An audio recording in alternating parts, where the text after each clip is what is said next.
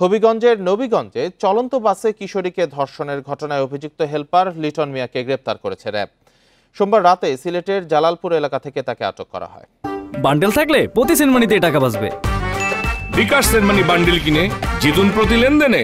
RAB জানিয়েছে, গোপন তথ্যের ভিত্তিতে দক্ষিণ সুরমার জালালপুরে অভিযান চালিয়ে লিটন মিয়াকে আটক করা হয়। তাকে নবীগঞ্জ থানায় হস্তান্তর করা হবে। আইনি প্রক্রিয়া শেষে ধর্ষণ মামলার আসামি লিটনকে আদালতে তোলা হবে। রোববার রাতে নবীগঞ্জ শেরপুর সড়কের আউশকান্দি এলাকায় চলন্ত বাসে কিশোরীকে ধর্ষণ করে বাসের চালক ও হেলপার। পরে পুলিশ ও সেনাবাহিনী অভিযান চালিয়ে ঘটনাস্থল থেকে বাস চালক সাব্বিরকে আটক করে। এ ঘটনায় ভুক্তভোগী বাদী হয়ে নবীগঞ্জ থানায় মামলা করেন।